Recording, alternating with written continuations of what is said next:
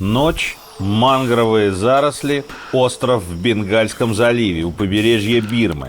Февраль 1945 года. Тишину нарушают винтовочные выстрелы и дикие крики погибающих японских солдат. Они собирались воевать с британцами и индусами, но вместо этого сражаются с крокодилами. Инцидент на острове Рамри вошел в Книгу рекордов Гиннесса как самая мрачная история, связанная с рептилиями. По канонической версии, крокодилы сожрали несколько сотен японцев, по сути, сделав работу за союзников, которые как раз собирались захватить Рамри. Так ли это на самом деле? И как это вообще вышло? Давайте разберемся. Рамри довольно крупный остров, 1350 квадратных километров. Вообще остров он чисто формально. От суши его отделяют не слишком широкие протоки. Рамри покрыт вечно зелеными мангровыми лесами. Такие леса растут в приливно-отливной полосе морских побережий, и обычно это жуткое болото, населенное разной недружелюбной фауной. Злобные насекомые, ядовитые змеи, скорпионы, ну и крокодилы, конечно. На Рамре, например, обитала популяция гребнистых крокодилов. Это довольно мрачные существа. Самец, например, может весить больше тонны. Гребнистый крокодил живет в соленой воде, отлично плавает, в том числе в океане, и может при желании проплыть сотни километров. Но особенно любит он забираться в русло рек и поедать в окрестностях все живое. Рыбу, птицу, черепах, крабов, обезьян, змей, свиней, буйволов и даже небольших акул. Людей они тоже любят. В чисто кулинарном плане, естественно. В 1945 году вокруг острова Рамри возник конфликт. Британская империя считала, что остров должен принадлежать ей. Японская империя, что ей. Но у крокодилов было третье мнение. Вообще, Бирма была британской колонией еще с 19 века. Но в 1941-м англичан сравнительно легко прогнали из этого региона японцы. К концу войны расклады поменялись на противоположные. Теперь уже японцам пришлось отчаянно отбиваться, латать дыры во фронте и тщетно надеяться на резервы, которые, однако, не приходили. Япония проигрывала войну, и натиск союзников становился все сильнее.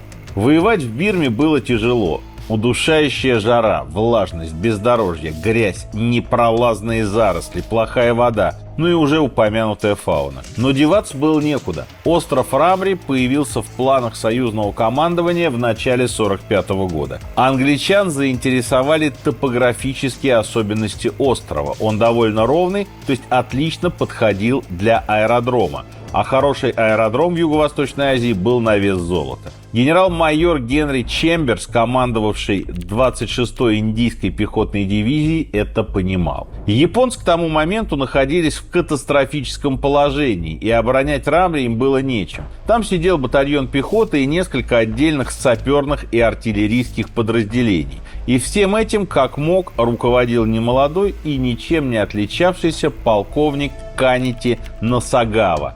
Было понятно, что защищать с одним батальоном остров длиной 80 километров просто бессмысленно. Но, как настоящий самурай, полковник все равно попробовал. Англичане подогнали к острову значительные силы, полноценную пехотную бригаду, а кроме того несколько эсминцев, легкий крейсер, небольшой авианосец и линкор. Заодно высадку поддерживали бомбардировщики. Вся эта армада открыла огонь по берегу, а затем в дело пошла пехота. И обнаружила, что воевать не с кем. Японцев на весь Рамри набралось не больше 1000 человек, и они ушли в глубину острова. Победить их было относительно просто, но для этого требовалось сначала их найти. С другой стороны, можно было и не искать, что англичане быстро поняли. За февраль 45-го они взяли остров под контроль. Носагава сообразил, что выхода у него нет. Очаги сопротивления англичане просто подавляли или обходили. Взять новые боеприпасы было негде, подмоги ждать неоткуда. Так что полковник решил попробовать прорываться на континент. В самом узком месте остров от большой земли отделяет всего 150 метров. Переплыть эту протоку можно да хоть на бревне. Правда, до нее надо было сначала добраться. А для этого требовалось пройти увлекательным маршрутом 16 километров по мангровому болоту, без дороги и ориентиров. Чтобы в процессе погибнуть, англичане были не обязательны. Достаточно было москитов, скорпионов и трясины. Но сдаваться японцы не хотели, и вместо этого отправились в свой последний поход. Описывая дальнейшее, авторы популярных книг и статей обычно ссылаются на Брюса Райта. Райт был человек мирной профессии, биолог из Канады. Во время войны ушел на фронт, а после демобилизации снова вернулся к любимой работе. В книге «Зарисовки дикой природы» он оставил красочное описание случившегося с японскими солдатами. Цитата. «Разрозненные винтовочные выстрелы, доносившиеся из кромешной тьмы болот, леденящие кровь вопли раненых, раздавленных в пасти огромных рептилий, неясный тревожный плеск болотной воды – все это создавало неповторимую какофонию ада. К рассвету на болото прилетели стервятники, чтобы закончить начатое крокодилами. Из примерно 1000 японских солдат, пересекавших болото Рамри, лишь 20 человек осталось в живых». Остальные авторы потом в основном просто перепечатывали текст Райта. Добавить к этой впечатляющей картине было нечего. Генерал Джейк Джейкоб в мемуарах написал примерно то же самое. Более 1000 японских солдат ушли в мангровые болота, а англичане ездили туда на лодках и через громкоговорители уговаривали их сдаться. Но японцы не успели, даже если и собирались, потому что были съедены. А вот писатель Гарри Тюрк в своей книге, посвященной войне на Дальнем Востоке, дает немного другую картину. У него англичане выкуривают из джунглей отдельные очаги сопротивления примерно 3 недели, а потом к ним приплывает на плоту с белым флагом японский военный врач, который решил сдаться. Он говорит: «Я больше не могу видеть, как умирают раненые. Я не могу вынести, как люди буквально голодают, как их косят лихорадка или цинга, превращая в скелеты». Врач уговаривает сдаться еще 20 человек своих товарищей. Остальные, где-то 1000 человек, погибают в болоте. Кто-то от лихорадки, а кто-то от обстрелов и бомбардировок. Тоже драматично, но о крокодилах ни слова. Насколько история Райта вообще близка к истине? Начнем с того, что весь сюжет нам известен со слов одного человека, который сам ничего не видел. Он слышал вопли, слышал выстрелы и знал, что в итоге из гарнизона Рамри в плен попало около 20 бойцов.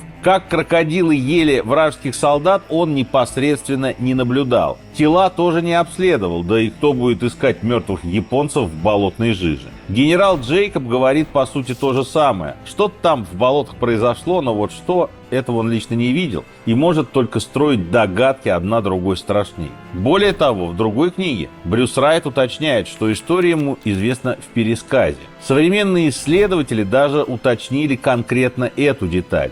В момент, когда шла резня на Рамри, Райт находился совершенно на другом участке фронта, у города Паган, то есть вообще километрах в 200 от места действия. Что характерно, фрагмент про крокодилов написан от третьего лица, в то время как виденное лично Райт описывал от первого. Японские данные не делают картину ясней. Документы на эту тему либо не сохранились, либо упоминания о массовых атаках крокодилов в них не содержатся. Однако есть один неоспоримый факт. Полковник Насагава благополучно перешел болото, получил новое назначение, дожил до конца войны и умер в своем доме в 1981 году. Очевидно, что крокодилы плевать хотели на звание и при желании и возможности сожрали бы и полковника. Ну и, наконец, откуда в болоте столько крокодилов, чтобы съесть 1000 человек за одну ночь? Такого количества хищников местная экосистема просто не выдержала бы. Им всем нужно было чем-то питаться в те дни, когда в мангровое болото не забредали потерявшиеся японские батальоны. А вот версия Гарри Тюрка выглядит гораздо более правдоподобной. Он пишет, и это согласуется с другими данными и здравым смыслом, что когда японцев не удалось уговорить сдаться, их начали обстреливать и бомбить. И вот здесь появляется более четкое представление о том, что действительно происходило в мангровых болотах. Отряд в 1000 человек идет по пояс в грязной жиже. Иногда им приходится преодолевать протоки на самодельных плотах, подручных средствах, просто вплавь или вброд, проваливаясь по шею. Эту толпу утюжат бомбардировщики и артиллерия. Не очень прицельно, но зато безостановочно. Любая травма, которая заставляет упасть, человек погибает. Его и днем-то могут не успеть выловить из воды, а ночью шансы вообще ничтожны. Раны нечем промывать, и любая царапина ведет к заражению. У многих больных дизентерия, и они слабеют прямо на глазах. Пресной воды нет, кроме той, что люди несут на себе. Попытка пить из болота может привести только к новым мучениям, и в результате японцы мучаются от жажды, стоя по пояс в воде. В таких условиях выживали только самые сильные и выносливые, но кто-то все-таки выживал. Полковник Насагава не просто вышел к своим, но и тут же начал воевать дальше. Сколько человек он вывел с собой, мы не знаем, но кого-то наверняка вывел. Тот факт, что британцам сдалось 20 японцев, вовсе не означает, что все остальные поголовно погибли. Японские документы на эту тему могли не сохраниться, а могли и могут до сих пор пылиться где-нибудь в архивах. Могли ли крокодилы поучаствовать в трагической судьбе японской колонны в болотах Рамри? Могли и наверняка с удовольствием поучаствовали, доедая убитых, утонувших и тяжело раненых. Но кидаться на живого пехотинца, который из последних сил отмахивается штыком, нормальный крокодил, скорее всего, не стал бы. К тому же крокодилы наверняка тоже пострадали от артобстрела. Снаряд не разбирает, где тут человек, а где рептилия.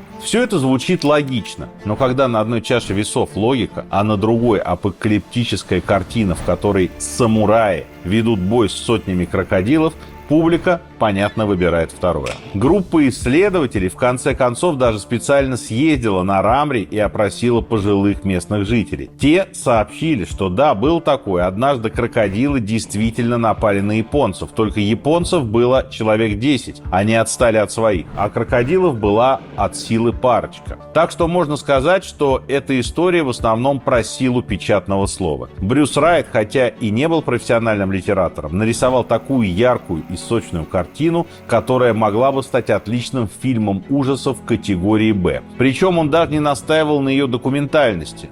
Слышал что-то на фронте и слышал. Однако его авторитет как биолога был очень высок, и один из комментаторов даже признавался, например, что никогда не поверил бы в атаку крокодилов, если бы ее описал не такой уважаемый известный биолог, как мистер Райт. Так что история до сих пор повторяется как общеизвестная, расходится по пабликам в сети и, скорее всего, продолжит по ним расходиться, пока существует интернет. Причина одна. Сюжет настолько крутой, что в него хочется верить. В конце концов, реальная война в Юго-Восточной Азии одновременно гораздо мрачнее и гораздо скучнее истории про гигантских рептилий. Кому интересно читать про то, как японцы бесславно загнулись в болоте от лихорадки и дизентерии? Рекорда для книги Гиннесса из этого не сделаешь. А вот крокодилы — совсем другое дело.